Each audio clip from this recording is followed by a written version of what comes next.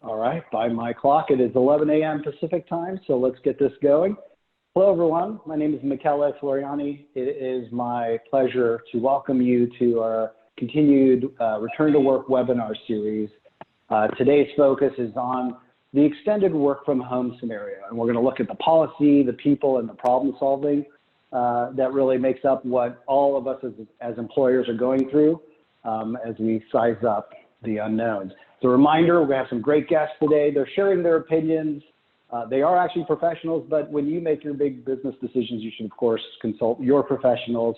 Topics change, policies change, compliance, all that good stuff. So just take that, please, forward from this webinar today.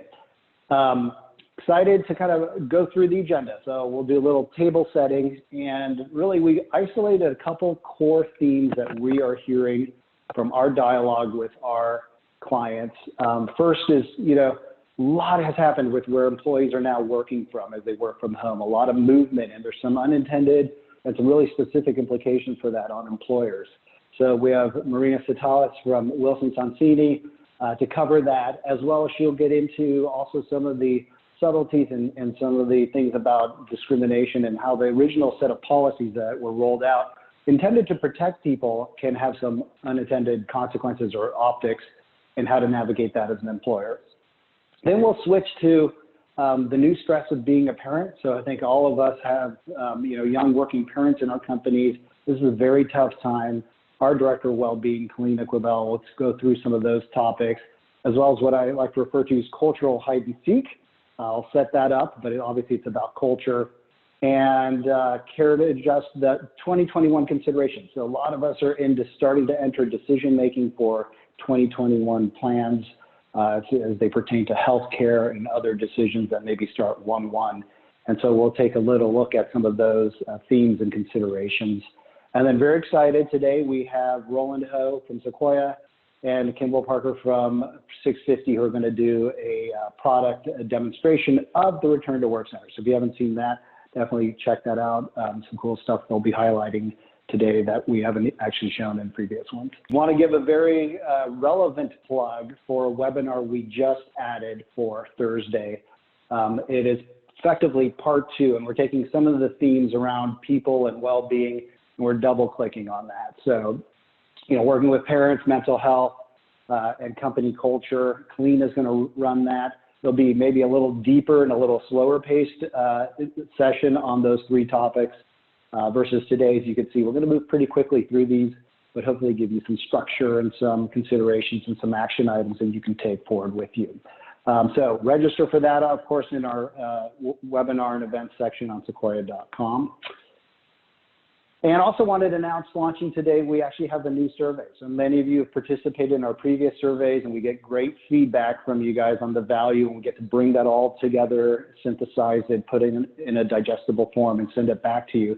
We've been able to circulate these surveys quite quickly. So a new one's leaving the dock today, if you will. It's on supporting working parents specifically, trying to get feedback and understanding from our community on what people are doing, add some of our own Sequoia guidance, package that up, and get that turned around. So look for that. If it hasn't hit you already, because I think the email's launched right about now, in our follow-up email later today, tomorrow, with our thank you for attending this webinar and some of the other links that come with the content today, we'll have a link to that survey. So I'd love for you to participate in that, add to the richness of that report, and be the first to receive that report and share it with your team if needed.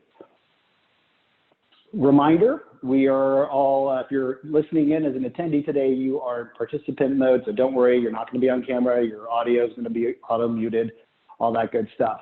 I do have a specific one. We always love your questions that you use in the chat.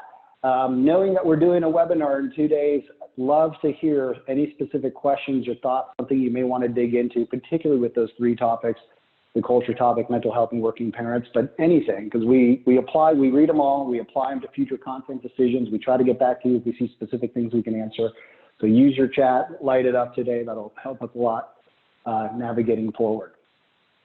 Okay, let's dig in. So extended work from home, this whole series has been about what the future of work is going to be like, trying to get a group of different clients, partners, experts looking at what we're going through together, starting to size up the implications on us as business leaders, as people leaders, as employees, as individuals, right? And today is a really interesting one because I pulled this slide from the very first webinar that we had on return to work back in April. And this was one of the slides we used early on in the framing of it. And the headline of this was like, hey, this is going to be complex. This is going to be risky. This is going to be dynamic, meaning that flexibility is going to be a key ingredient for all of us to navigate. You couldn't, back in April, come up with a plan that was going to extend through the rest of COVID. You knew you had to have a plan for how you deal with what you knew right then and there. And it still rings true. I think even the most conservative person back in April would have thought by August, we would be in phase 2 or 3 of some transition and some hybrid plan.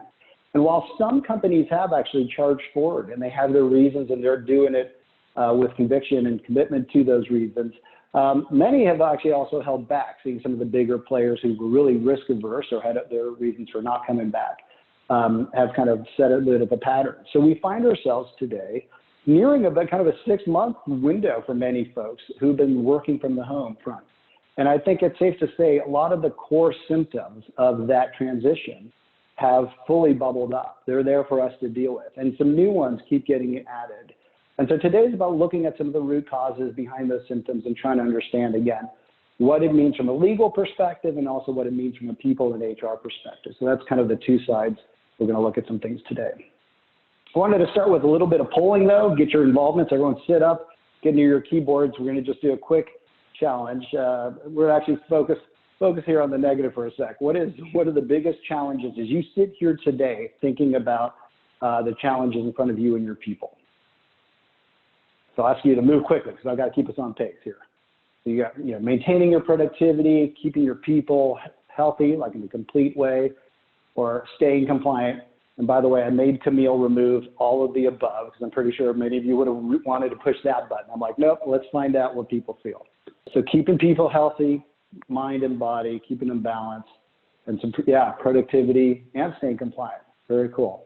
Well, it's pretty spread, but obviously our people are our biggest focus, and I'm not surprised. That tends to be a lot of the clients and people that we attract to these kinds of events. So plenty to dig into today. Thank you for your participation on that. We may be able to have time to sneak a couple more polls on as we go. So let's set up the first topic.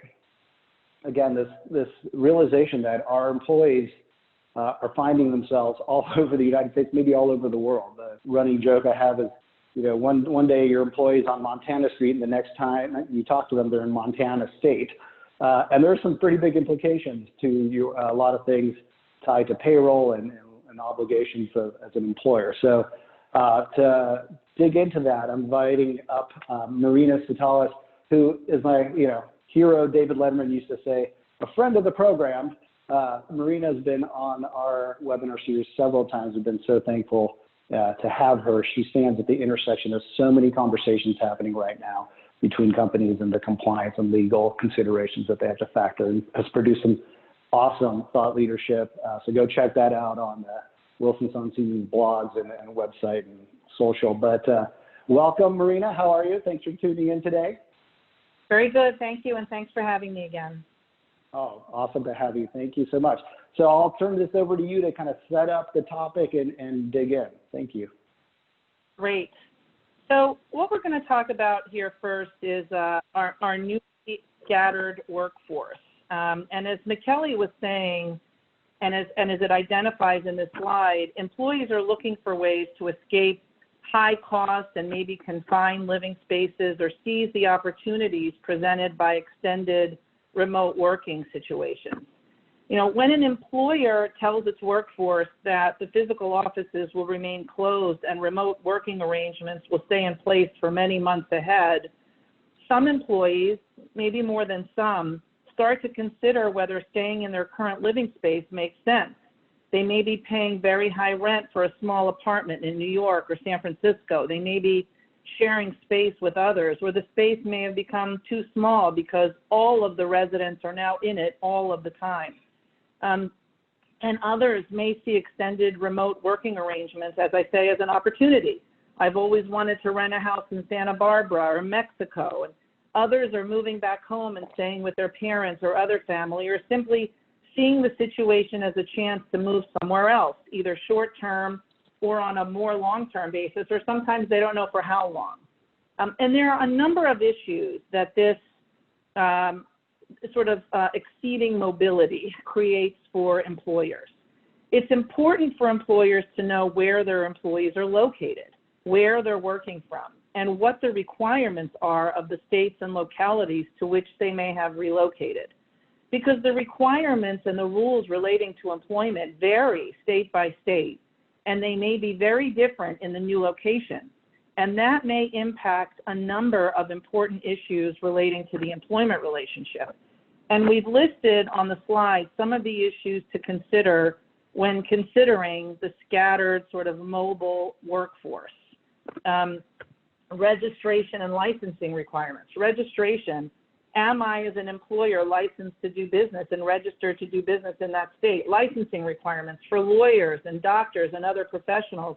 They may have to be a member of the bar, for example, if you're a lawyer or licensed to practice in various professions in that state. There are certainly tax implications, which we'll talk about a little bit more. There are differences in classification tests. You know, what might be the test in California for exempt or non-exempt status or independent contractor versus employee may be very different in another jurisdiction, in Texas, for example, and other places. Minimum wage varies from place to place. The enforceability of restrictive covenants like non-competes and employee and customer non-solicitation provisions, very different in California and Massachusetts, for example, versus New York or Pennsylvania or another state. Arbitration agreements, are they enforceable? What terms are required to be in an arbitration agreement in order for it to be enforceable? There are differences in discovery provisions, in who pays sort of provisions, in attorney fee recovery provisions.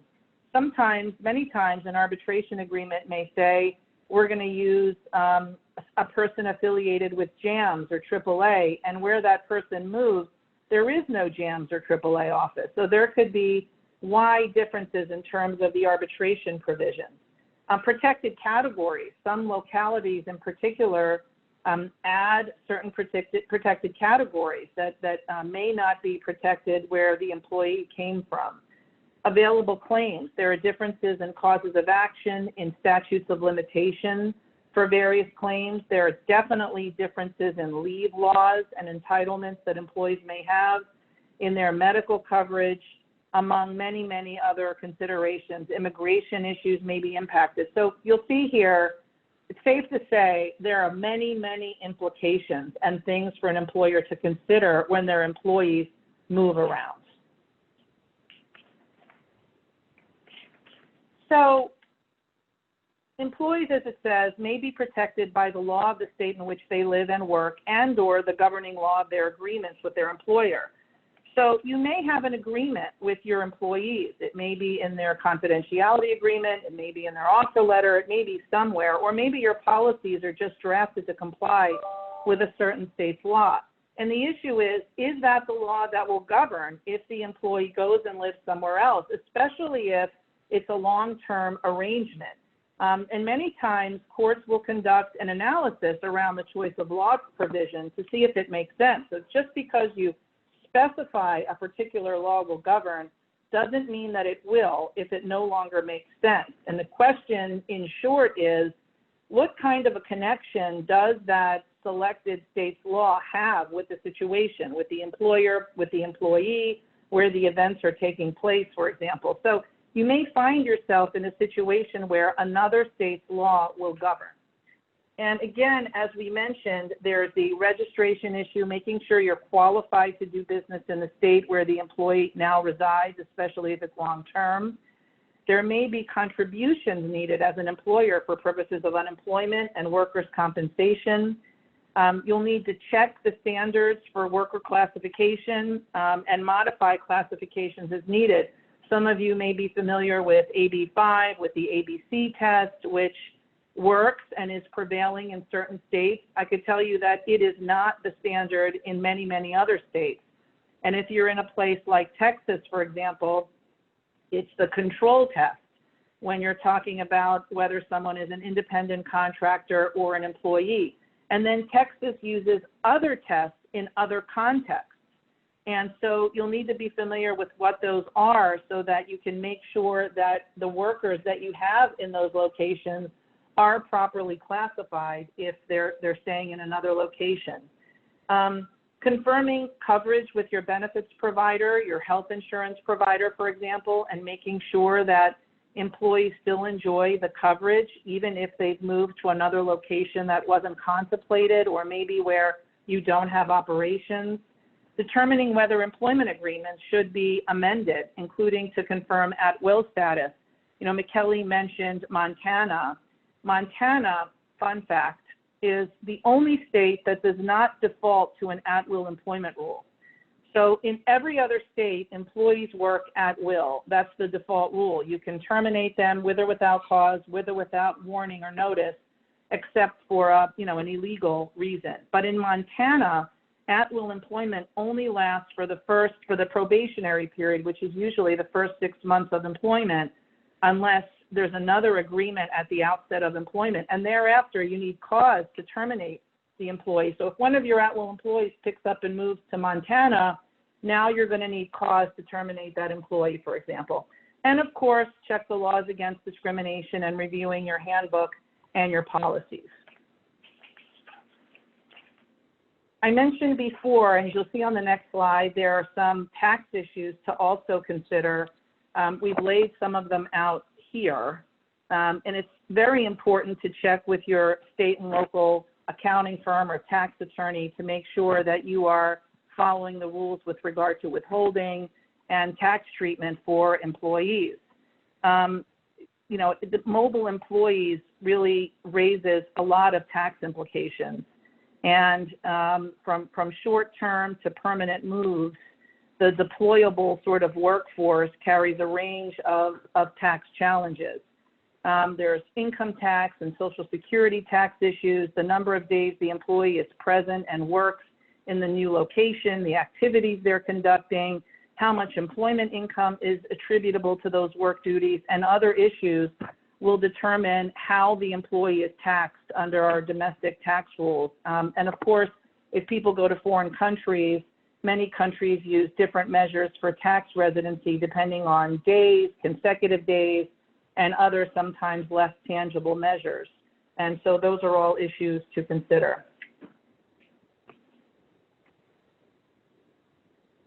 So to wrap up on this topic, what are the key actions? What are things to consider? See if you need to register your business in the relevant state depending on who you have there and how long they'll be there. Reevaluate your employment agreements and your employee classifications potentially. Review your employee handbook and your leave policies, and speak with your accountant about tax implications. I'll leave you with this on this topic as well. You can put and should put policies and protocols in place so that employees need to tell their employer if they're moving. And you can also put a provision in there where employees need to actually get approval before they make a long-term move so that you can evaluate whether it's something that works in terms of your policies and your procedures and your accounting and registrations before you find yourself in a situation where you don't know where your employees are and whether you are complying with the laws there. Great. Thank you, Marina. So one of the little magic ingredients we have today is the voice of a client in here that I'm going to just inject as we go through our topic. So very excited to have Mark Reinstra, who's calling in today. He's the general counsel at Roblox. And Mark, thank you. Also, maybe a familiar name to some on the phone because you were an alum from Wilson Sonsini back in the day as well. But awesome to have you. Just interested for color commentary as we go through this. I mean, what resonated with you? Have you guys had to handle, employees moving around into different parts of the country, or have you had to say no? What made sense to you as you kind of heard Marina's opening comments? Great question. It's interesting. Yesterday, as a matter of fact, we had an information session via Zoom with about 60 of our employees who are looking to move states, and that was just yesterday. We've done preliminary analyses on a number of states and have given green lights to probably 10 or 15 states. And there are some that are definitely no-go states for us. It's not just qualifying to do business. That's kind of the easy part. The harder part is sometimes they'll pick up, you'll have like local taxes, hitting the business, and some of them are based on revenue. And so it can end up being a very, very expensive proposition for one or two employees to go to a particular state. I think Oregon is actually difficult. Another thing that we need to be looking at and thinking about is when is equity earned? If people have stock options, are they earning those as they vest? And when are they taxed?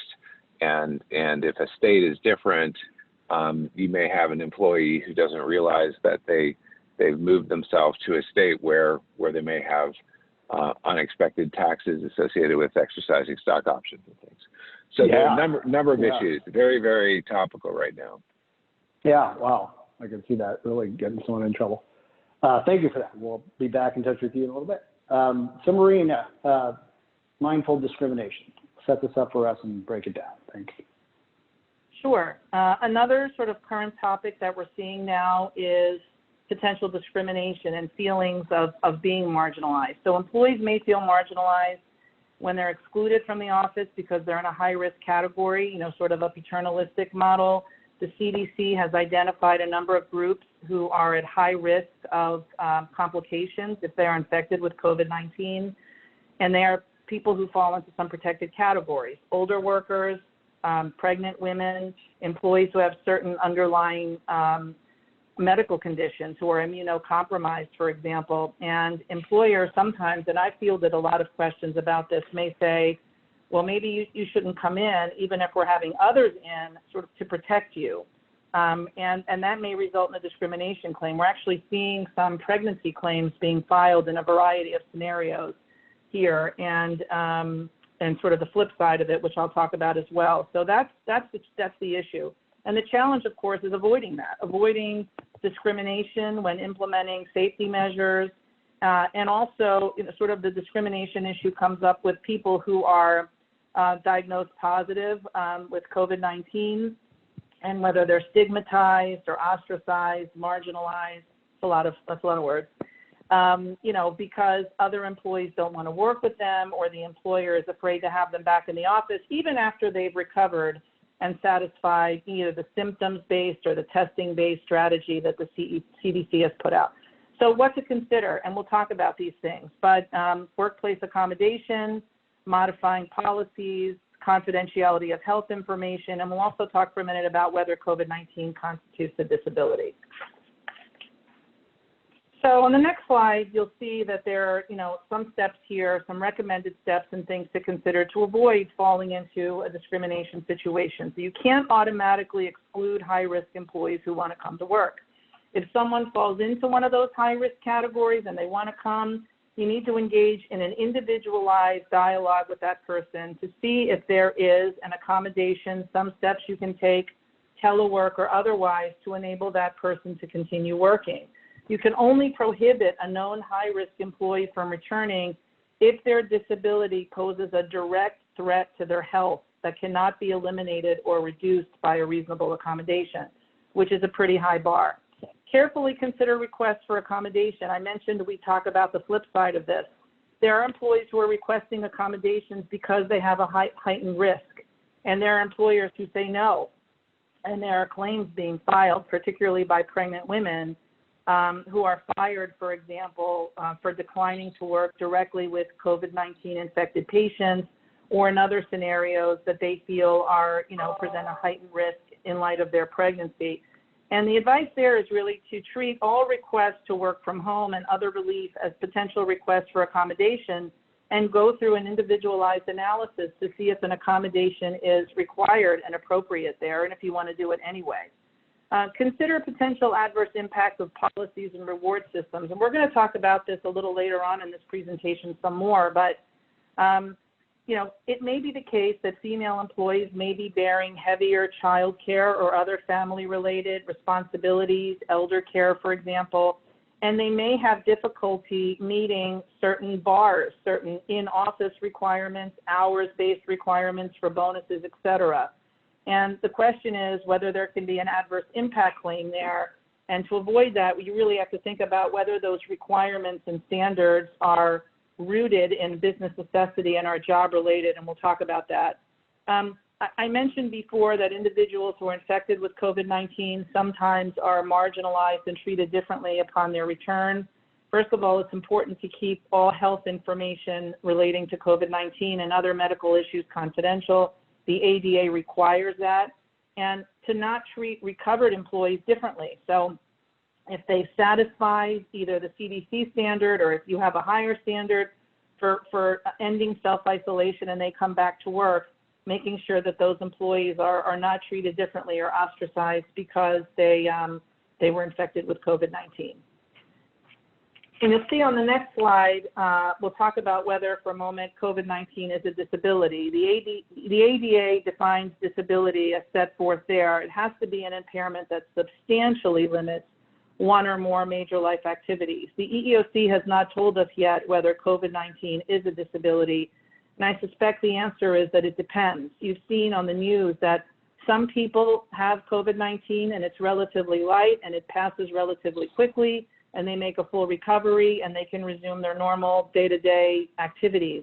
For other people, it's a completely different story. It's long-term, it has long-term effects. They are hospitalized or suffer long-term complications or medical issues. And for that latter group, you can imagine how it would certainly be a physical or mental impairment that substantially limits one or more major life activities. So it may or may not be a disability depending on the circumstances. And of course, that's under the ADA, the federal law. State laws may have different thresholds and requirements. I set out there New York and California, where it may be easier to constitute a disability in the context of COVID-19. So the takeaways here, engage with high-risk employees to determine whether there's a solution to allow them to safely return, rather than automatically excluding them, even if that's coming from a good place. Evaluate whether an employee has a disability and considering requests for accommodation in connection with a pregnancy, COVID-19, or otherwise. Consider adjusting policies and reward systems to take into account increased child care responsibilities. We'll just put a pin in that. Providing employees who are not at the work site for one reason or another with the same opportunities and keeping them connected. And of course, maintaining the confidentiality of employee health information, including whether it's temperature taking or other information that you gather about employees' health status that's required by the ADA, and that will help to avoid claims there. And it'll also help to avoid broader disclosure of a person's health situation, which should cut down on the potential for discrimination. Thank you, Marina. Mark, let me turn it over to you. And just on that, I mean, it's a little bit the art and science. There's some subtlety in this topic and sensitivity that's needed. And what resonated with you? Do you have an experience or some thoughts that may be helpful? Yeah, it's an area that we've been discussing internally quite a bit.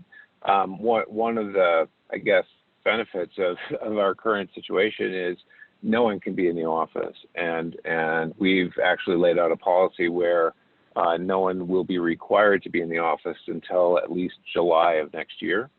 So we have a lot of time to work through the issues here. And I certainly will be seeking the guidance of Marina and the other people at Wilson Sonsini. But at this point, we have not had an issue that we've had to deal with. Very cool. Cool. Okay. So thank you, Marina. I want to pivot here and now take a kind of a people leader lens into the stress of being a parent. And, I'm a parent. My kids, thankfully, are late teenagers. We used to worry about the terrible twos and maybe those early teen years as the stress of being a parent. And frankly, it's just gotten a lot more complicated, particularly for young parents. And so a lot of interest in this. Again, this is one of the key topics for Thursday's webinar. But want to invite up Kaleana. Hello, Kaleana. Morning. How are you? Doing great. Thank you. I want to turn it over for you to frame this up. You got some good content to share today. Perfect. Yeah. So thanks everyone for joining. So, obviously, like McKelly said, being a parent's never been an easy feat, and now it's become near impossible kind of managing the demands of work and parenting with loss of childcare and virtual learning. So we thought we'd kick this off with a quick poll as we did earlier in the session. So what is your top concern when it comes to supporting working parents? Oh, look at that. It's a little bit of a horse race with 50% saying the productivity and engagement of working parents is the top concern, and finding the right resources to support them is 42, just a little bit behind. Yeah, and so that's exactly what we'll be discussing today. So if we go ahead to the next. So what we tried to do is similar to what Maria went over is, framing this from the business perspective. So, what we're seeing across our clients and other businesses in the general ecosystem is, people are overwhelmed. They're trying to balance childcare and daily work. And then on the business front, the businesses are challenged with, of course, what we just pulled about, maintaining productivity while also being empathetic to employees' personal needs and trying to meet their accommodations. And so at a high level, what to consider, flexible schedules, resources, and community are all going to be really important. So we'll go into some of this data right now. So as McKelly mentioned, we've been doing a lot of these pulse surveys. The parenting one went out as we are speaking live. So please take a chance to fill that out if you have the chance. When we first polled everything, I think the big thing that stuck out was that it's going to be a while before a lot of us are going back. And a lot of people are starting to struggle to keep that productivity and stay engaged. While 66% when we surveyed this about a month ago, we're still trying to keep that productivity level. There was concern for particular groups and overall how that engagement was working. So if we dive deeper into the data on the next one, and can I just insert real quick? For people who are new, who maybe haven't seen this, I just want to point out that you can go to Sequoia.com, RTW, or the Return to Work page, and that first box has this report that Kaleana is referencing. And of course, we'll put the future report up there as well. So anyway, sorry, a little plug, but I know some people may want to dig deeper into what you're sharing today. Absolutely. Perfect. And so we dove a little deeper looking at the employee demographics that clients and whoever filled the survey most thought were negatively impacted by working remote. It was staggeringly high that it was those that have a full household. So 74% indicated that those working with young children were impacted. Those working with school-aged children were impacted. Of course, don't want to forget those living alone, onboarded, and with multiple roommates. But the big feedback in this one was obviously parents who are trying to juggle those challenges. And in addition, this was back when, people were still starting to adjust. There was a little uncertainty about what the summer would look like. And now as we're hearing more and more schools have made the decision to go remote, at least for the fall, if not beyond, a lot of people are for sure panicking about how they are going to be managing that, what that looks like for supporting parents who want to stay working, what it looks like for parents who need a reduction in work, what it looks like for parents who flat out said, I'm going to need to be leaving this job temporarily if I'm going to be able to take care of my family. So really important that we talk strategies. Within the survey, we dug a little deeper, and so we always want to share some of the creative or interesting things that people are doing to support their people. So some ideas here, of course, we'll make sure these slides are available, but, company-wide shutdowns have been really popular, additional time off for parents so that they can adjust, move closer to family, maybe make some changes to schedules, paid time off or stipends for childcare, making it mandatory to not hold meetings at lunchtime, a lot of adjustments to schedules. Your 8 a.m. morning meeting that worked for everyone in the office might not work anymore, so really reevaluating those times. Having hard stops at the end of the workday, really looking at calendars to block off kid time so that people can have that interrupted time or at least know when they're not available for calls, maybe background projects. And then just creative things like sending games, support packages with toys and science kits to employees' kids to keep them entertained. while we're having Zoom fatigue, kids are also having Zoom fatigue. And so things that keep them occupied while, interacting. Family happy hours, unlimited personal time for employees who are caregivers, just really emphasizing those are available, and then not requiring parents to return to work unless or until schools open is a lot of what we're hearing too. So again, please put in the comments if you're doing anything in particular, and in the survey as well. We'd love to hear from you. And so kind of in summary, a lot of those key actions is, something that's going to be key is listen to your parents. Feedback is going to be crucial, as every household can be different. I think as we were leading into this, a lot of this was about, how do we support the masses in the most popular opinion and try to make sure we can do what we can at the office, but every household is going to be different. So really making sure that you focus on the individual, equipping managers with resources to support parents, especially those who are not parents themselves. We're hearing a lot of requests for management training to support the mental health and accommodations of parents. And so we'll be discussing that more on Thursday. And then building community among working parents for additional support and idea sharing. So things like homework Slack channels where parents are posting questions they don't know the answers to, sharing helpful tips of how people are balancing their schedules, and just in general, really bringing people together has been very, very helpful. Very cool. Thank you, Kaleana. Mark, let me send it over to you. How prevalent has this been for you guys at Roblox, given your demographics? And is there anything you guys have looked at doing or considered? Yeah, we're actually quite blessed in having a senior staff that has young children. So we've got some very vocal people, which has really help us shape a policy. And so it's definitely all about supporting parents. And so we are extremely flexible in terms of people taking time off if they need to. We've really stressed making meetings as efficient as possible, so that the half-an-hour meeting can be done in 15 minutes, the hour-long meeting in a half an hour, to just give people more time. We haven't really noticed any productivity drop across the workforce, and certainly also with respect to parents. In fact, we have concerns about people working too much, and in that, certainly parents are in that group. So, for example, Thursday and Friday this week, we've shut the office down essentially on a virtual basis, so that giving people a 4-week weekend just to, again, relieve some of the stress and pressure. And one of the main drivers, obviously, of our choosing not to require anyone to go back to work until July next year is really based upon schools and people's desire to have surety about their child care situation over the next 12 months. Sure, that's very thoughtful.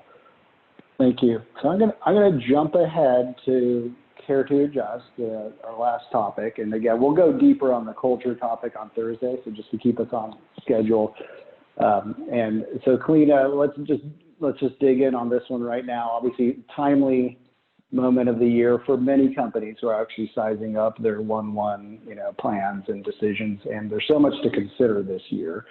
So this cute little marketing pun here, Care to Adjust, is about what adjustments in care do people really need to be considering, and what are you seeing out there in the discussions you've been in with a lot of our clients?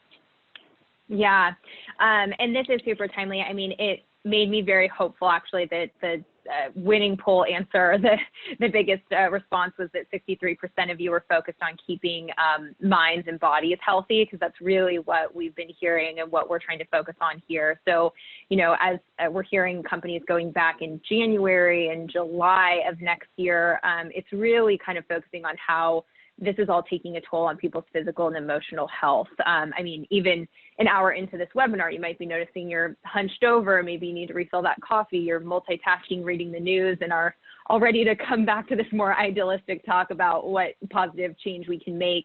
But it really does have an impact. So people are really adjusting to this new virtual working environment from home, both physically and mentally.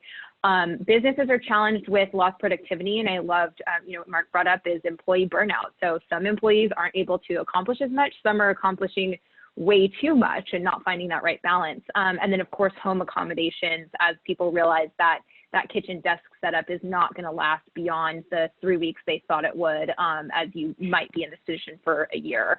And so what to consider: creative, flexible work setups, flexible reimbursements to talk about, and then of course, mental health policies that we'll get into right here. So what's most in line with your company's contingency plans? Again, just to emphasize what I just talked about, most employees will continue to work remotely for the short term. When we asked this question originally, the most popular date was looking around Labor Day. Now that's pushing toward January, and some have even already said dates like July. So we are in this for the longer haul. If you go to the next one, Kelly, we also saw that people were really starting to reevaluate how they were spending their money. So these budgets that were typically allocated toward office snacks, office events, travel budgets, even commuter benefits, things like that, companies are really trying to adjust those policies and those funds and do them toward things people really need. So we've seen this resurgence of employee stipends, really helping people with monitors, desk equipment, getting them better Wi-Fi, cell phone service, food delivery, helping with virtual fitness, mental health, and child care support. So we'll go into this topic more on Thursday, but really trying to look at, how do we put this in the hands of the people to give them some funds and try to mold around what they can and can't use that for within reason. And so some, key actions here. So get moving. We're really, urging and helping people consider virtual ergonomic sessions, making sure that their desk setup is as great as it can possibly be. And there's definitely group and low cost budget ways to do this. Stretching breaks, really encouraging phone and walking meetings. I know for a while it was just, we got to get everyone on the screen face to face so we don't lose that culture and interaction. And now a lot of people are like, can we just take a phone call? I want to go take a walk on this. So really just being mindful that sitting all day is really difficult and challenging, and where you can, kind of breaking those up. Encouraging PTO. So again, we've seen some creative ways around how companies are setting hours, days off, trying to get people to disconnect. And then also just having employees share creative vacations. And I can't emphasize enough having leadership share those vacations, because a lot of this comes down from the top, and really emphasizing how people did disconnect and took some time off, whether it was a day or a week. And then of course, communicating mental health resources. So whether it's your EAP, lots of virtual therapy options popping up, encourage employees to leverage those existing benefits and just hammer home what is available to them, or look, externally with your budget to some of those resources that might be helpful adds for 2021. I mean, Kaleana, I'm looking at my stopwatch. You nailed that. Should we go back and cover culture? I think we have time, if you don't mind going through it pretty fast. Sure. Yeah, I'll go out of order. I try to. Let's see what happens. Yeah. So, cool. So one of the things, and I'll go quickly through this so you can go ahead and just jump to the first one, Michele.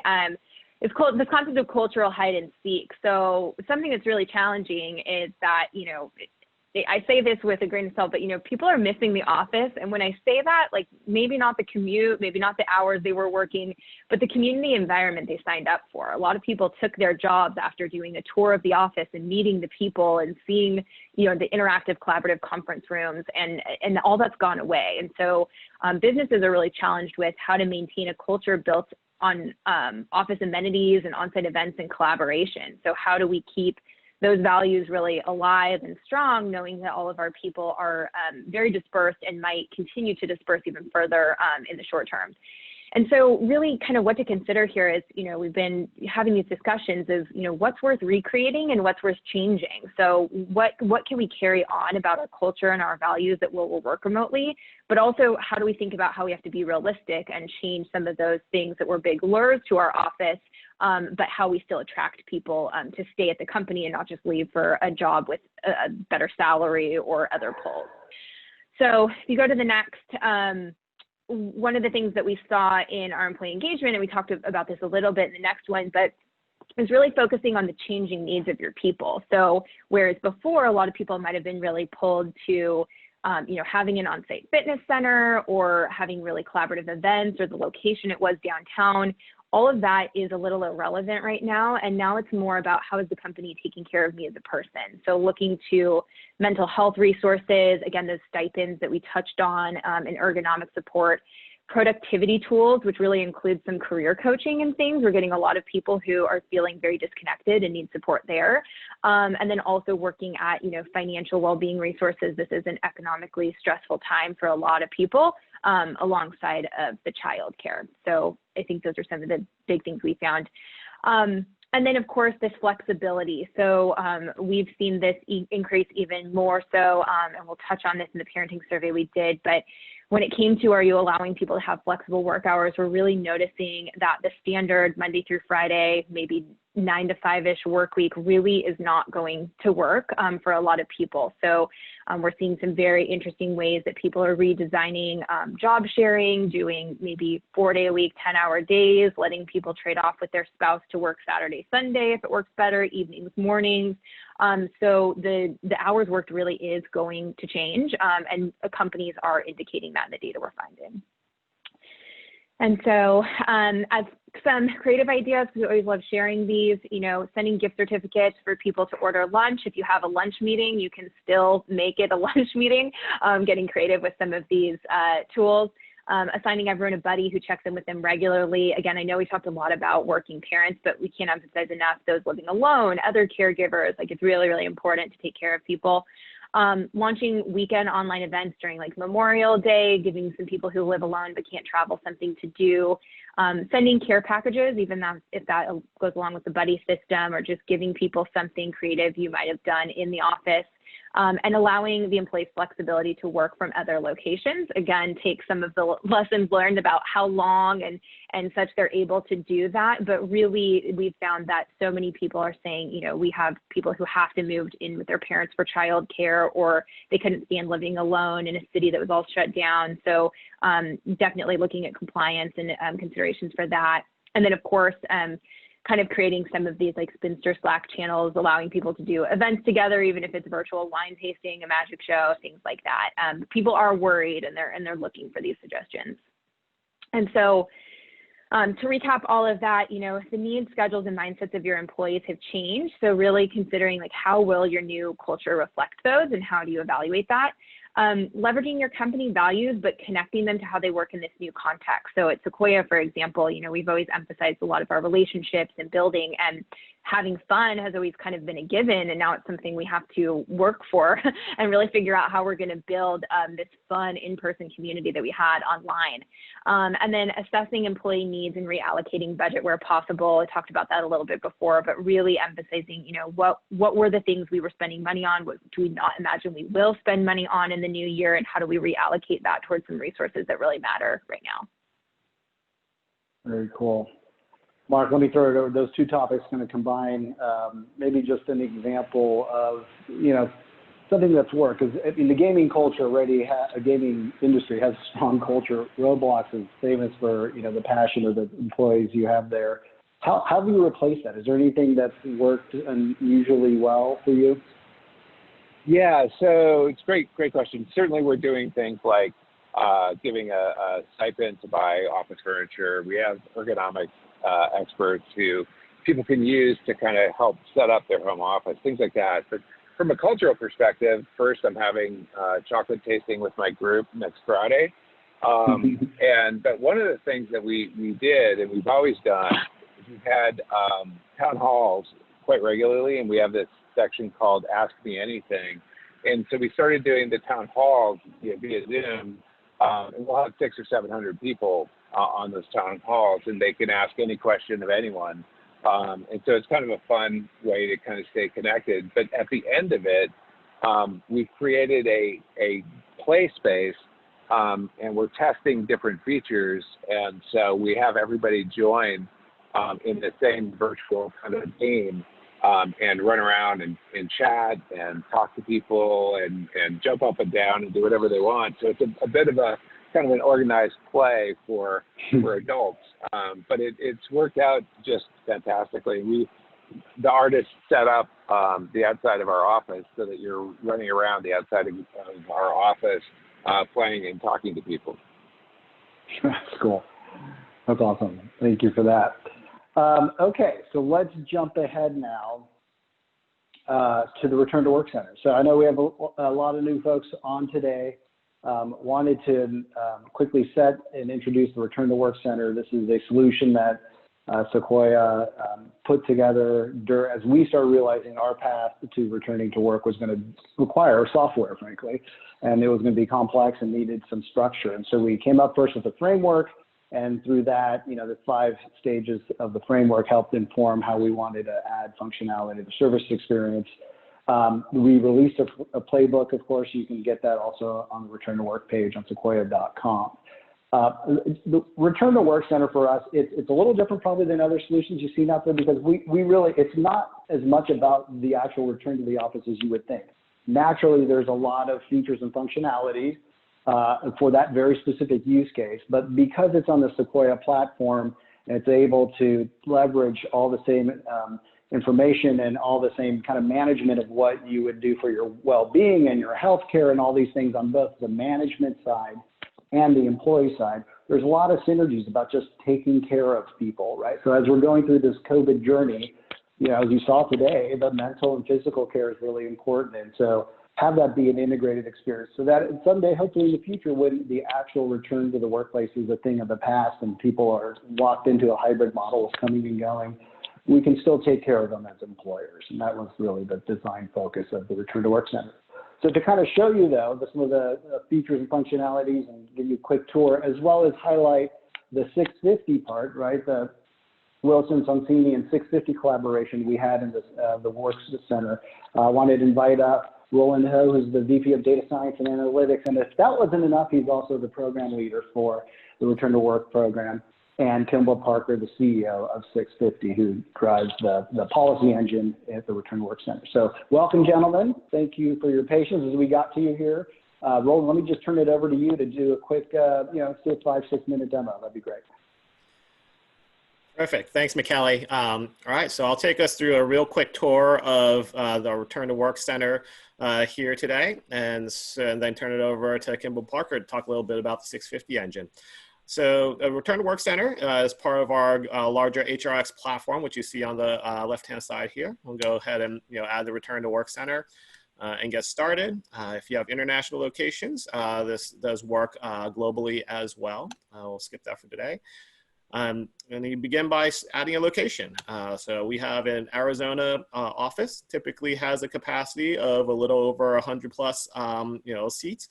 For now, we're going to throttle that safe capacity to just 40 people. So no more than 40 people will be allowed, to reserve space at the office by the system.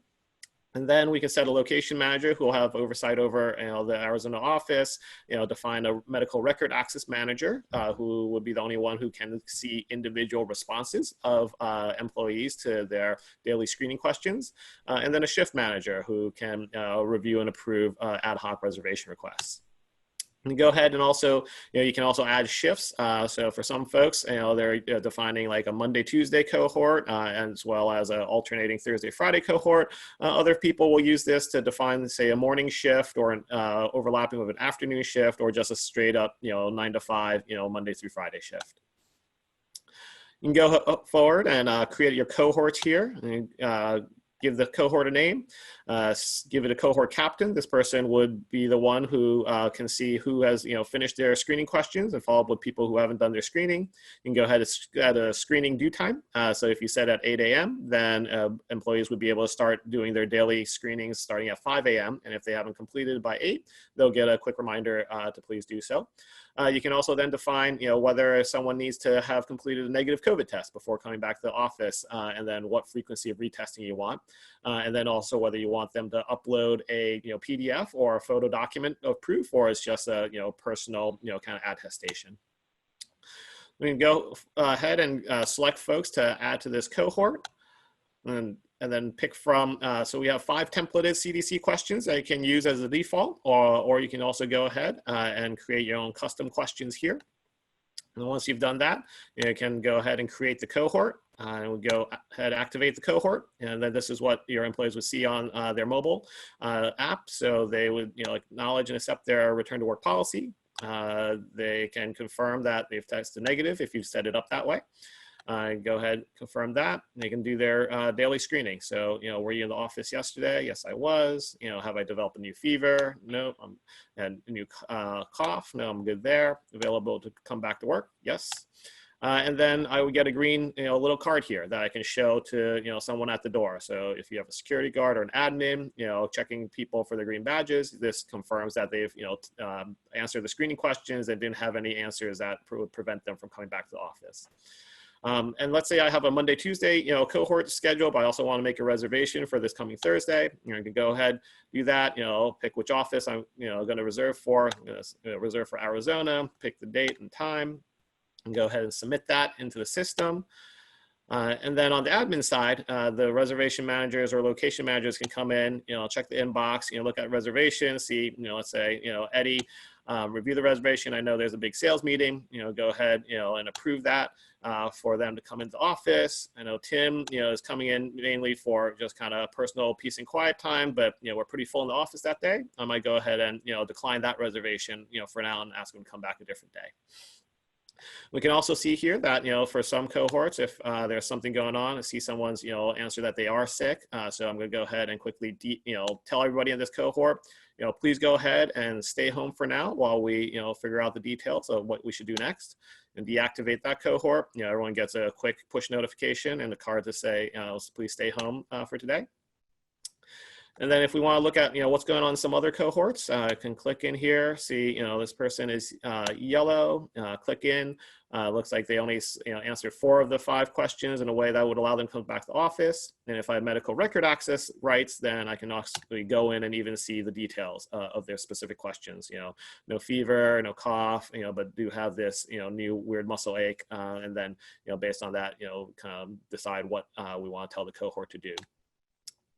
And go back here, quickly, jump through, policies. This is where you upload your, return to work policy and go ahead and, distribute that to your employees.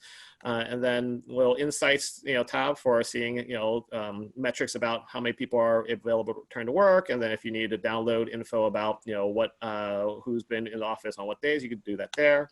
And then lastly, resources here with playbooks, testing guidance, and then also, returned, articles relevant that you could, share with your employees on their mobile app. So I'm gonna, kind of have Kimball talk about the 650 application here. And so we're gonna, stop here, move over to SSO into the 650 application, and I'll turn it over to you, Kimball. Perfect. Thank you, Roland. As you heard from Marina, COVID has created a difficult legal situation for employers. There are layers of guidelines about how to handle the virus. Federal, state, county, and city, and those guidelines change constantly. And this makes it very difficult to stay on top of your legal obligations as an employer. So what we've done is we worked with Marina and the employment experts at Wilson Sonsini, as well as with Sequoia, to automate and deliver top-tier, up-to-date legal guidance on how to handle COVID as an employer. And so we developed an automated assessment that runs you through the most important issues you need to consider for your workforce during COVID. And once you've used that assessment and made some key decisions based on your answers to that assessment, we'll help you then develop policies that you can deploy to your workforce. And we will also provide other supporting documentation you need. And so these documents are in a TurboTax-like automated format. And so you answer questions about your business and your plans. And when you're done, you can download the documents you need and through Sequoia, deploy those policies and other documentation out to your workforce. And so the Wilson Sonsini team updates these documents on a regular basis, which recently has been weekly, as there have been changes in guidelines by the federal government, state, county, and city governments. And this is all so that you can stay on the cutting edge of this issue. And so we've had a very good working relationship with Sequoia. We're so excited to partner with them and to add these legal capabilities into their robust platform. Awesome, thank you. Appreciate it. So obviously people can learn more, go to sequoia.com, return to work page, and you can get a whole much deeper dive, and Roland and his team would obviously be delighted to take you guys through it. Okay, so just closing it down for today. Thank you very much to our speakers today. Mark, so appreciate you chiming in and giving your view, and of course, Marina and Kaleana, thank you for your expertise and wisdom as always. And remember, Thursday's webinar, go ahead and register if this is something you want to dig deeper into. And then finally, I'm sure people, I end every session with this slide, but it means, you may be sick of it, I never will be, because you see today, when we get our partners together and our clients and our own folks in here, the conversation just gets richer. So thank you, and certainly thank you in the chat room for giving us your ideas and questions. We'll feed that into Thursday's session. So without further ado, enjoy the rest of your Tuesday, and we'll be again with you soon. See you all.